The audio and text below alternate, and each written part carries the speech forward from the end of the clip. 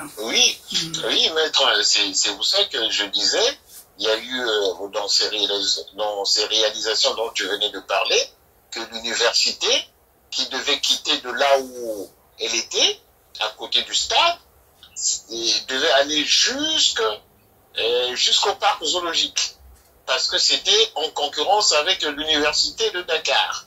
Voilà. Donc tout ça, donc c'était le pont. Et puis il y avait la cité judiciaire qui devait être faite à côté du palais de justice. Il devait y avoir une cité judiciaire. Et donc tout était conçu sur le plan architectural. Et donc c'était ce plan, c'est ce qu'il avait dit à Houphouët-Boigny: quand tu reviendras au Congo, à partir de 1965, tu verras un autre Congo. Et c'était le pari du président Hulot de faire du Congo une petite Suisse. Et je vois aussi les précisions dont tu montres comment le budget, tout était reparti et strict dans l'ordre. Voilà. Parce que les finances publiques à l'époque étaient rigoureuses. Personne ne pouvait prendre de l'argent. Et puis j'avais aussi un témoignage de ceux qui étaient autour de lui, que les ministres ne venaient pas faire des randonnées ici, venir s'acheter des achats. On disait non. Forum FM, Radio Forum FM 105.8. Soyez les bienvenus à la Radio Forum FM. Nous vous remercions, nos auditrices et auditeurs. Radio des droits de l'homme au service des auditeurs. Radio Forum FM, accueil des hospitaliers. Maxime Chassé vous aime bien. Droits de l'homme, c'est votre radio. Soyez à l'écoute aux émissions de droits de l'homme. Soyez les bienvenus. Bienvenue à tous et à toutes. Comme promis, donc, nous sommes en ligne avec Fernand Mathias Ndala pour continuer notre émission sur les 65 ans de l'indépendance du Congo et notamment ce que le président Fulbert Yulu a fait pour la République du Congo. Et c'est ainsi que nous allons aborder cette première loi qui porte sur le programme financier du plan triennal de développement de la République du Congo. Adopté donc par l'Assemblée nationale, qui était présidée en ce moment-là par Alphonse Massamba Deba, qui d'ailleurs va rentrer dans le gouvernement en juillet. Il va rentrer en juillet, puisque le décret de sa nomination au gouvernement date du 27 juin 1961. Oui, donc il aura les attributions du ministre de plan et de l'équipement. En même temps d'ailleurs, le président Fulbert Yulu va se décharger du ministère de l'Intérieur pour le confier à Dominique Nzalakanda, qui était donc son directeur de cabinet, qui sera remplacé par les Tembe Ambili. Ça aussi, ça fait partie de l'histoire. Merci à tous ceux qui nous suivent et qui également apportent leur contribution sur ce que nous faisons comme récit. Donc, je pense que Fernand Mathias Ndala a suivi ce que je venais de dire dans la présentation de cette émission. Oui, maître, je viens de te suivre et puis je suis tout à fait d'accord de ce que tu viens de dire et puis c'est une continuité dans notre démarche que nous faisons pour porter de la lumière sur les 65e anniversaire de notre indépendance. Mais je voudrais, avant cela, que tu puisses me permettre un peu de résumer ce que nous avons fait la fois passée. Mais concernant bien sûr. Les institutions de la République. Oui. Bah, je voulais dire, l'éducation et la morale d'un peuple viennent de la force des institutions capables de garantir à l'homme les droits fondamentaux, d'assurer la cohésion sociale et ensuite aussi d'assurer le progrès économique, social, culturel d'un peuple. Et comme nous avons résumé que la maison du Congo-Brazzaville devait partir des fondements solides sur le plan juridique, donc après cela, nous montons dans l'aspect économique dont tu viens d'évoquer, parce que les sources d'énergie, les matières premières, les sources d'énergie et la main-d'œuvre qualifiée font d'un pays un pays développé. Et je suis tout à fait sûr que cette démarche, elle a été bonne, bien tracée par Fulbert Yulou. Et puis, enfin aussi, je voulais aussi porter une certaine assurance à ceux qui ont entendu ce que nous avons dit sur Obenga, que il a capitulé face à ce qu'il voulait, son intention qu'il avait portée à Nancy, vers Maître Guillaume Massengo, comment sauver le Congo. Mais à son retour, il n'a pu rien faire, il est retombé dans les méandres du pouvoir d'Oyo, où tous les intellectuels du Nord sont tombés et n'ont pu rien faire. Et aussi souligner que lors du décès de Maître Aloïse Guillaume Massengo, nous n'avons vu d'Obenga aucune tristesse, aucun communiqué. Donc tout est passé comme aujourd'hui Maître l'a dit, avec la mort de notre doyen Martial Sina, rien ne s'est passé. Il y a eu un silence total. Donc je voulais dire aux gens que voilà, un pays qui est en construction, qui pense à son unité, c'est un pays qui pense à honorer tous les fils et filles de ce pays, sans distinction de race et d'origine et de tribu. Ce qui fait que, comme l'a dit Maître Nazero Tchessé, cet apartheid qui continue dans les nominations, dans les avantages, dans la tristesse, et ne peut pas honorer le Congo. Et le Congo aujourd'hui se trouve dans une situation de faillite politique, économique, culturelle, sur tous les plans, rien ne marche. Et donc, Maître, je voulais dire cela pour aller dans ce que nous pensons et puis souligner ce que tu viens de dire, puisque moi, je pense que j'avais dans mes mains le plan de développement du Congo, que je ne faisais que lire, que ce plan avait été laissé par le défunt oncle Biani Siori, et que moi je l'ai trouvé dans sa bibliothèque, et je ne faisais que lire cela, que je rêvais de ce que le président Fulbert Yulou avait fait pour nous. Je disais, mais quelle est ce que nous avons loupé, le Congo? J'ai vu pas mal de ces choses qui devaient être réalisées. Et donc, il avait dit que je ferais du Congo une petite fille. Donc, Maître, je te laisse la parole de continuer à nous éclairer sur ce programme et ce plan, parce que après, je sais pas qui avait volé ce projet de l'abbé Fulbert Yulou, qui était très bien édité, où il y avait toutes les précisions de ce que devait être le Congo. Bien.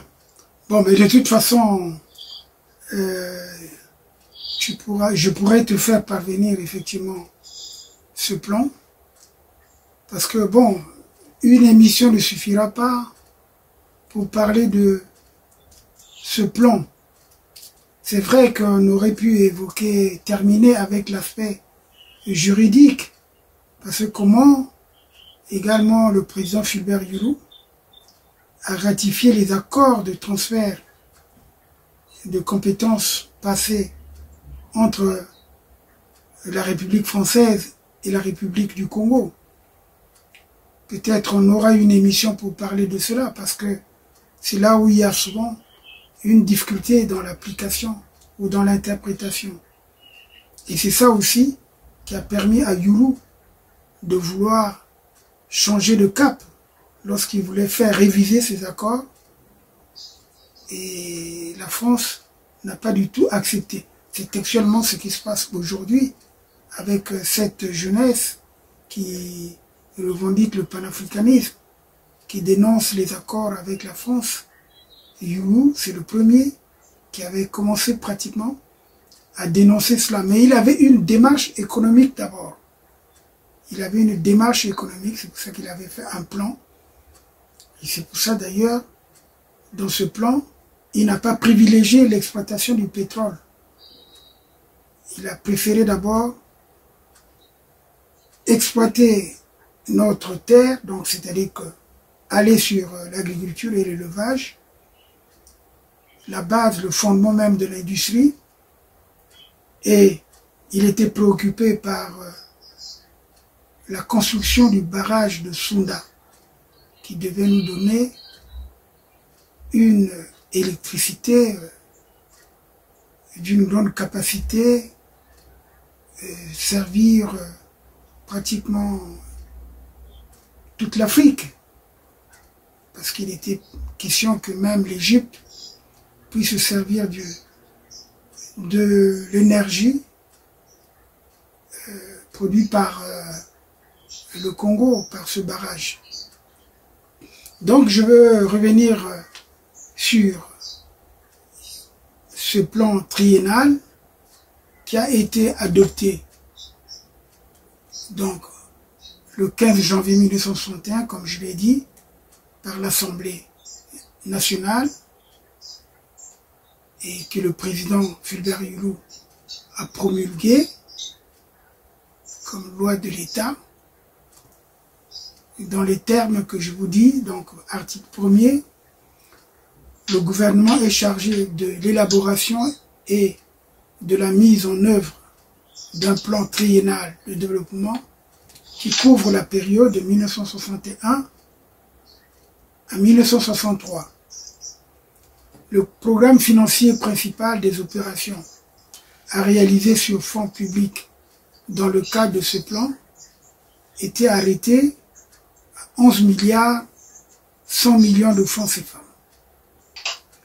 Dans le texte qui a été promulgué, effectivement, il y avait 10 milliards 500 millions, mais après, il y a eu un programme financier complémentaire. Il s'agissait des infrastructures routières dont il n'avait pas peut-être tenu compte, et puis il y a l'urbanisme.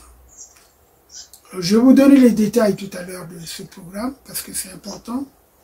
C'est l'objet de notre émission pour que les gens comprennent qu'il y avait déjà une base de départ pour le développement du Congo. Et le programme financier triennal a permis la construction justement du stade omnisport qui aujourd'hui est appelé stade Alphonse Massamba Deba. Nous allons rentrer dans ces détails. Et d'ailleurs, ce qui est devenu la Sidolou, la cimenterie de l'UTT, c'est Yulu qui va négocier avec la République fédérale d'Allemagne.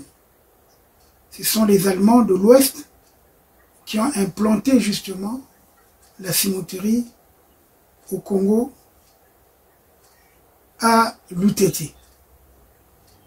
Et lorsque cette cimenterie a commencé à fonctionner, Yulu n'était plus au pouvoir. Mais en fait, ça faisait partie donc de ce programme, de ce plan triennal. Et l'article 3 donc dit ceci: de cette loi, les grandes masses de dépenses à effectuer au titre de ce programme sont reparties comme il est indiqué sur le tableau que je vous présente justement. Ce tableau qui est présenté en annexe de cette loi qui a été signée par l'abbé Fulbert Yulu le 15 janvier 1961. Et le financement de ce programme est assuré par un budget d'équipement sur les ressources propres de la République du Congo, par les contributions de toute nature provenant de l'aide extérieure, éventuellement par des emprunts. Le gouvernement est habilité donc à prendre toutes mesures propres à assurer la réalisation des objectifs du plan ainsi que la mise en œuvre du programme financier, et notamment à négocier et conclure les conventions relatives à l'assistance technique et à l'aide extérieure, contracter des emprunts sous réserve de l'approbation de l'Assemblée nationale, à créer des sociétés de développement et d'aménagement. Nous allons le suivre, il y a eu beaucoup de sociétés de développement qui ont été créées, et à prendre également des participations financières dans les sociétés ou organismes concourant à l'exécution du plan, à faciliter en faveur des crédits plutôt en faveur des entreprises qui participent à la réalisation de ce plan, à agréer des sociétés au bénéfice du régime fiscal privilégié. Et uniquement la première année, le budget de 1961, le budget s'élève donc à 3 milliards, et dans les 3 milliards, nous avons plus de 2 milliards qui proviennent des recettes de douane. Voilà, pour vous faire une idée. Nous allons peut-être parler de ça tout à l'heure, mais j'aimerais mieux donner le tableau du programme financier principal. Donc les études et enquêtes ont fait presque 1,157 millions. Bon. Et l'économie rurale, le programme financier prévoit pour l'agriculture, prévoyait, donc, puisque là nous sommes dans le passé, prévoyait donc au niveau agriculture 2 milliards 400 millions. Donc, les eaux et forêts, c'est 168 millions. L'élevage, c'est 118 millions. Et après, on passe aux infrastructures routières. Les infrastructures routières, le budget qui était prévu, c'est 2 milliards 200 millions. Les infrastructures aéronautiques, c'est 146 millions. Postes et télécommunications, c'est 89 millions. Les équipements culturels, c'est 375 millions. Équipements administratifs, c'est 200 millions. Dans les équipements culturels, justement, vous avez également le sport. C'est pour ça que le chiffre est de 375 millions de francs CFA. L'urbanisme, c'est 1 milliard 830 millions. L'éducation nationale, c'est 1 milliard 380 millions. La santé publique, c'est 764 millions. Le travail, c'est 69 millions. Voilà chiffré ce plan triennal de développement de la République du Congo, qui devait aller de 61 à 63. Pour exécuter ce plan, l'abbé Fulbert Yulu va donc remanier son gouvernement, où il va faire rentrer 2 principaux ministres. Il s'agit de Alphonse Massamba-Déba, qui était au départ président de l'Assemblée, qui deviendra donc le ministre du plan et de l'équipement. Le ministre Nzalakanda sera donc le ministre de l'Intérieur. Et le ministre de l'Industrie, c'est le Bikouma Germain. C'est Germain Bikouma. Voilà. Je pense que tu peux rebondir sur ça ou poser des questions.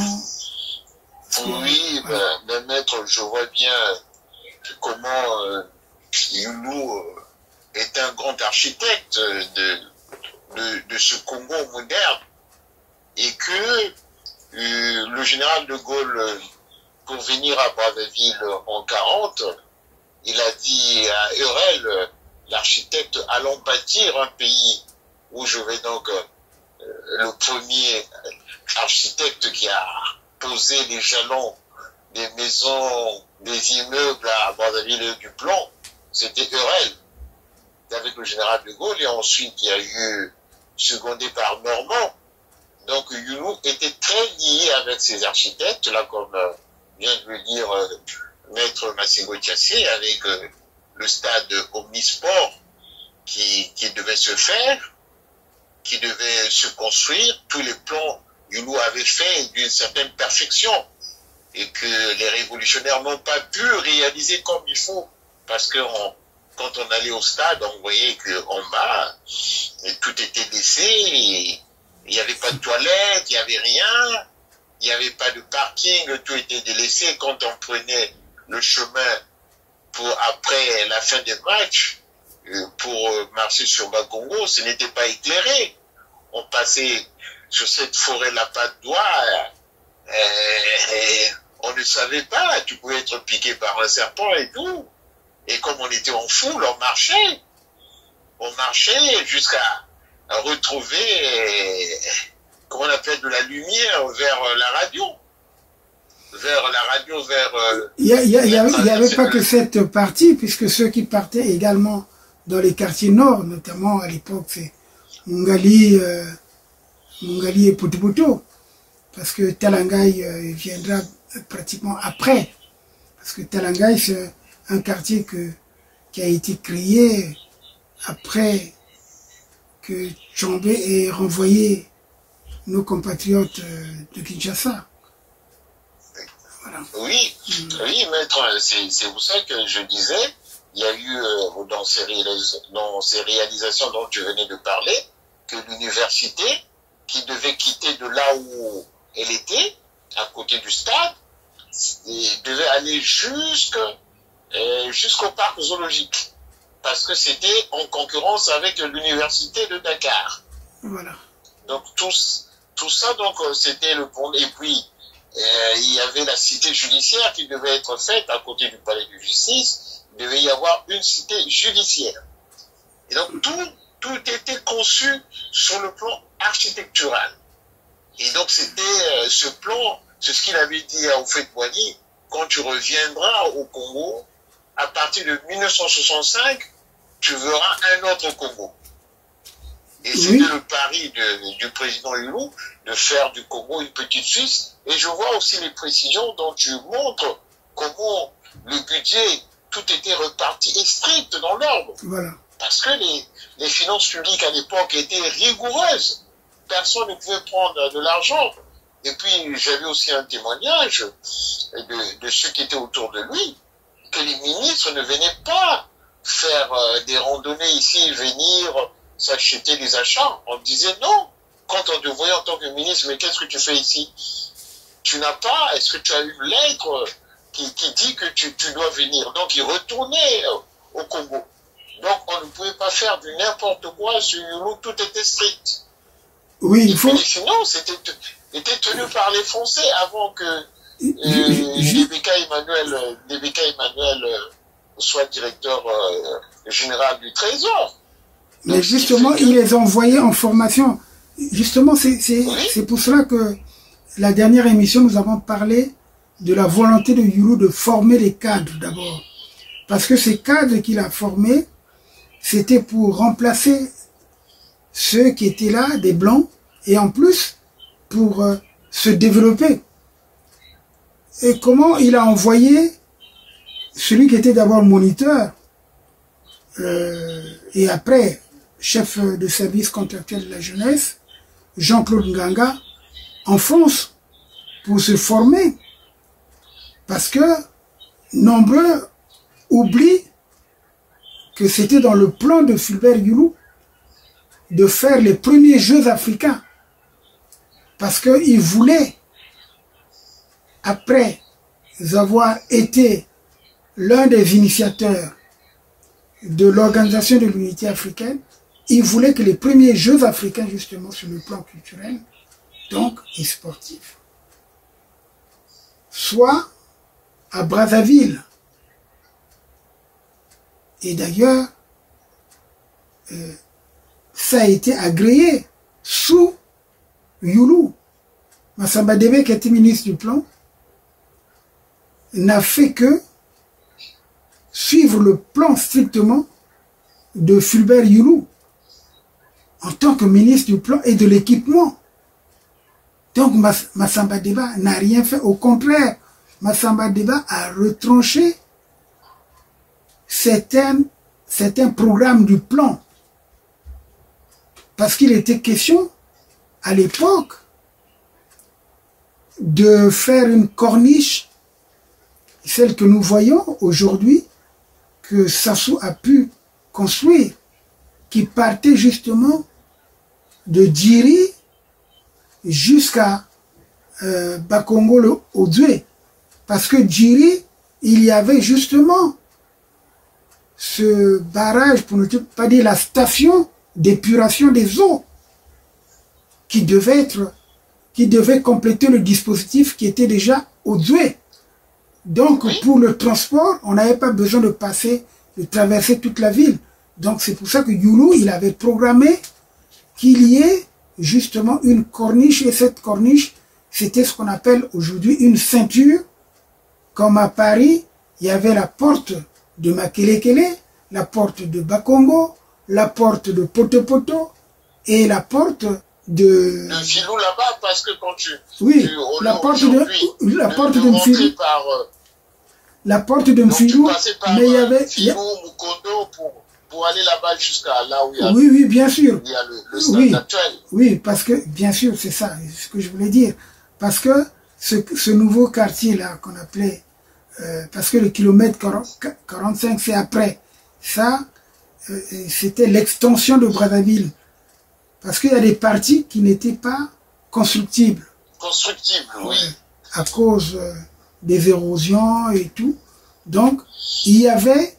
De la terre qui n'était pas ferme. Voilà, il y avait possibilité donc d'avoir une grande banlieue vers 45 km et qui allait jusqu'à Mayama. Et c'est ce qu'on a pu faire. Parce qu'en réalité, ça c'est dans le dispositif du plan de Fulbert Youlou. Bon, les infrastructures routières. Bon, il y a aussi ce que je dis par rapport à ce plan financier, pourquoi l'agriculture a le plus grand morceau. C'est parce que Youlou, lorsqu'il était ministre de l'Agriculture, il a développé ce domaine. Parce que le Congo exportait le cacao. Du café dans la Likoumou. Du café, oui, non, du café, c'était dans la Sangha. Et puis nous avions une usine également qui préparait les boîtes d'allumettes. C'était à Betou, à partir du bois. Mais tout ça, ça a disparu. Nous avons également l'usine du papier. Oui. Et qui est sortie pendant le règne de Massamba Deba. Oui. Mais par contre, on devait faire du craft dont le programme s'était bel et bien mentionné, voilà. Parce que les Congolais qui sachent que tout était précis. C'est Yulu également qui reçoit Cronenbourg pour installer l'usine à Brazzaville et à Pointe-Noire. Le Kwilu et Pointe-Noire devaient être donc des localités qui devaient abriter pratiquement l'industrie nationale, à cause d'ailleurs aussi de la proximité du barrage de Sounda qui devait produire l'électricité à foison. Aujourd'hui, c'est... Oui, maître, comme tu le dis, parce qu'on devait produire au kilowattheure moins cher que les autres pays. Donc du fait que déjà on avait prévu alimenter le Nigeria en électricité. Après le Nigeria, ça devait monter en Égypte. Donc Yulu va lancer le panafricanisme économique. Il y avait la Guinée et tout. Quand Houphouët-Boigny vient pour la première fois à Brazzaville, il constate que nous produisions le café et le cacao. Et il a commencé justement à cultiver le cacao en Côte d'Ivoire. Et le plan de Yulu a été géré par... adopté. Oui, il a été adopté, mais amené en Côte d'Ivoire par Paul Kaya. Voilà, bon, c'est ça. Donc, je voulais également signaler le barrage de Sounda devait créer, si vous voulez, un grand lac. Et quand j'ai vu ça dans les notes, dans les textes, Yulu il comparait ce lac au lac de Genève. En tout cas, c'est un grand lac qui devait atteindre l'Oudima. Imaginez qu'il devait faire plus de 200 km. Donc finalement, la part d'Olivier serait peut-être une partie de Dolivier, toute cette partie-là serait dans les eaux. Puisque le barrage là aurait pu retenir les eaux de partout et ça allait nous faire un gros lac. Et ce lac devait être navigable jusqu'à Pointe-Noire. Voilà le projet, en fait, ce que Yulu avait voulu. Il faut dire aussi, il devait envisager l'école de l'électricité et de l'eau. On devait avoir la maîtrise de l'eau, de l'électricité, et puis l'agriculture aussi. Parce que, mais justement, c'est pour ça que je t'ai parlé de cet équipement. Parce que les infrastructures, et il le dit bien, il y a l'agriculture, comme j'ai dit, plus de 2 milliards. Bon, les eaux et forêts, c'est 168 millions. L'élevage, c'est 118 millions. Et il faut savoir qu'à cette époque-là, le SMIC était très inférieur.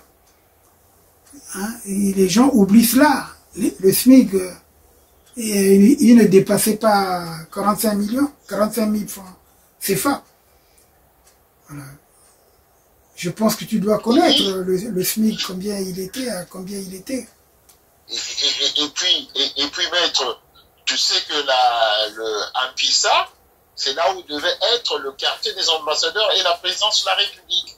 Le plan était déjà conçu. Oui, c'est ça. Le plan était déjà conçu, puis ça là-bas, c'était... Il devait être en face de la présidence de Kinshasa, la cité de l'OUA. Mongaliema, oui, voilà. Conçu comme ça. C'était conçu comme ça, oui, c'est vrai. C'était conçu comme ça. Même Pissa, on l'a vendu à peine, les terrains, c'était en 74. Donc, ce qui fait que la révolution, d'après ce que disent ceux qui sont venus, ces voyous-là, ils sont venus casser tout le plan.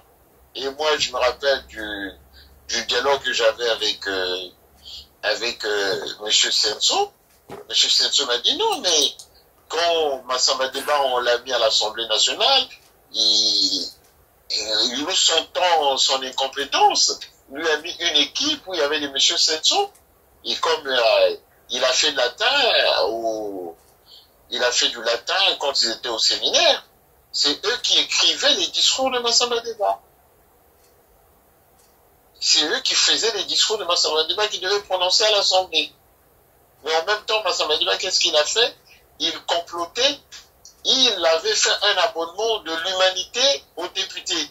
Alors que c'était pas normal qu'ils aient cet abonnement de l'humanité.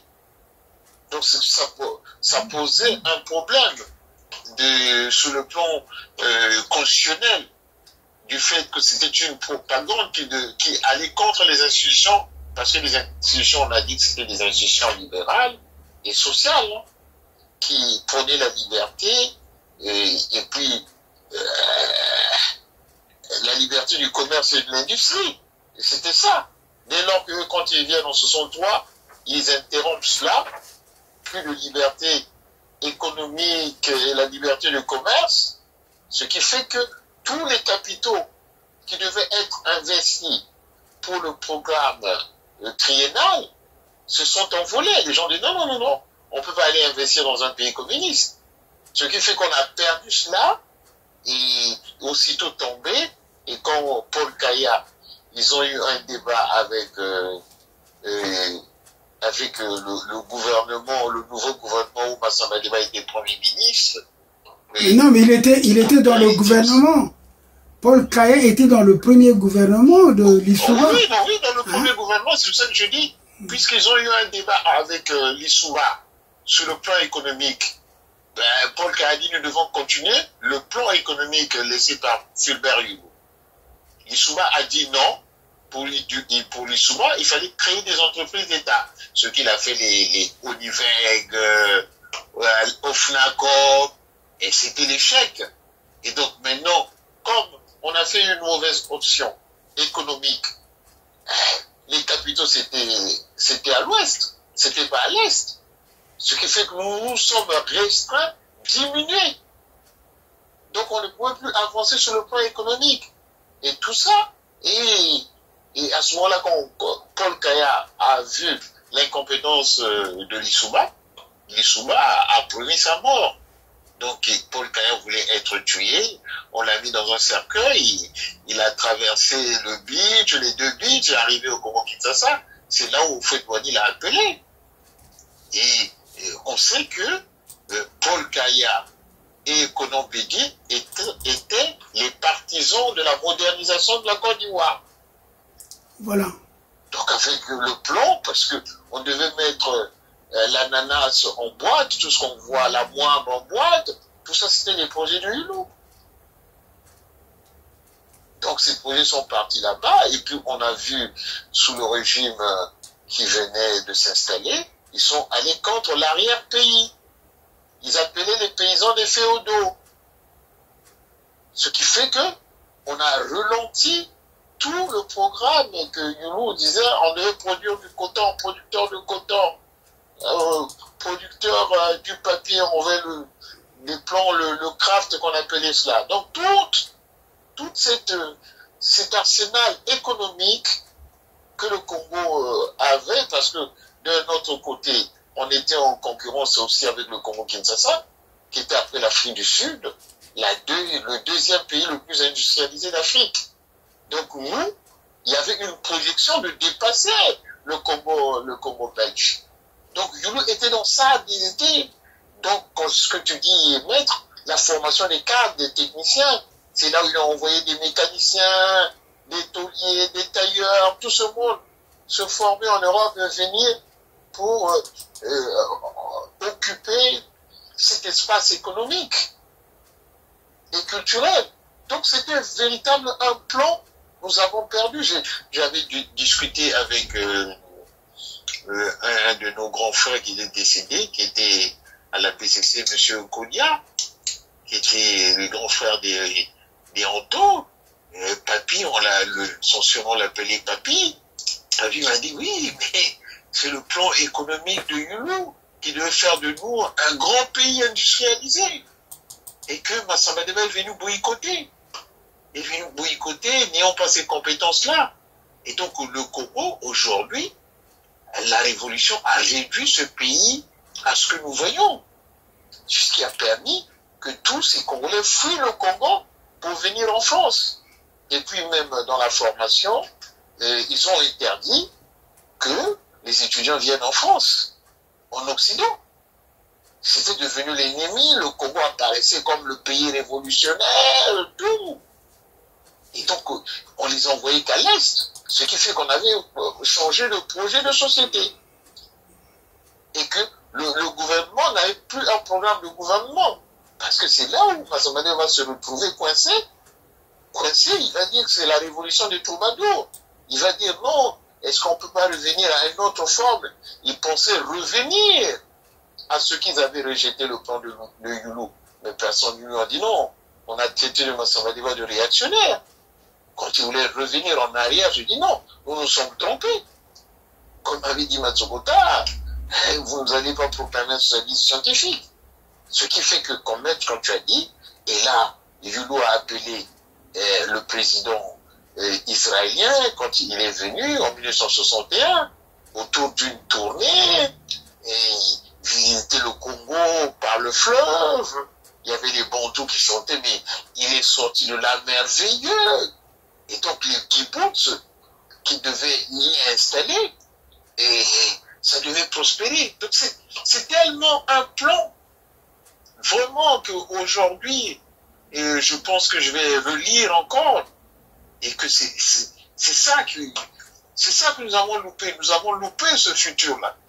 La révolution est venue, bon, qu'est-ce qu'ils ont mis? Toutes les entreprises étaient là, existaient depuis Yulu, qu'ils ont nationalisé. Unelco, tout. Et ils ont nationalisé.